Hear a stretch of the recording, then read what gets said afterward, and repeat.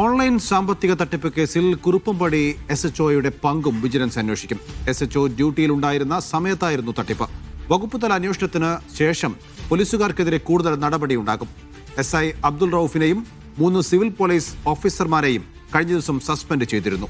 കൈക്കൂലിയുടെ പങ്കുപറ്റിയ Gujarat police സേനയിലെ ഉദ്യോഗസ്ഥരെ ചോദ്യം ചെയ്യാൻ വിജിലൻസ് അനുമതി തേടും. മൂസിന ആസുവാണ് വിവരങ്ങൾ നൽകാനുള്ള. മൂസിന, എന്താണ് വിജിലൻസിന്റെ തീരുമാനം? സൂചിപ്പിച്ചതുപോലെ തന്നെ കുറുപ്പംപടി സ്റ്റേഷനിലെ SHOക്ക് എതിരെയുള്ള അന്വേഷണവും നടക്കും എന്ന് തന്നെയാണ് മനസ്സിലാക്കുന്നത്. ഈ സംഭവ സമയം, അതായത് കേസിനാസ്പദമായ സാഹചര്യം എന്ന് പറയുന്നത് ഗുജറാത്ത് കേന്ദ്രീകരിച്ച് സാമ്പത്തിക തട്ടിപ്പ് നടന്നിരുന്നു.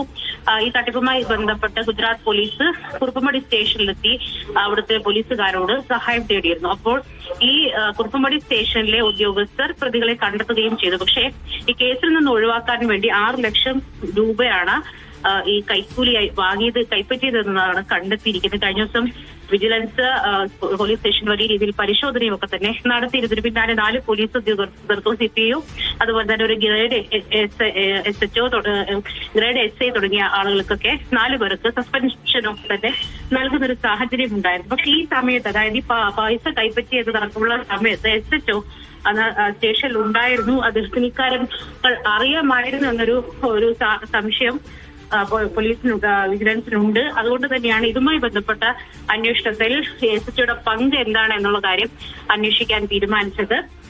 ഈ കേസുമായി ബന്ധപ്പെട്ട് 4 പേർക്ക് നിലവിൽ സസ്പെൻഷൻ ഉണ്ട്. എന്താണെങ്കിലും ഇതുമായി ബന്ധപ്പെട്ടുള്ള തുടരന്വേഷണത്തിൽ SHO പ്രതി ചേർത്ത് തന്നെ അന്വേഷണം നടത്താനാണ് വിജിലൻസിന്റെ കൂടി തീരുമാനം.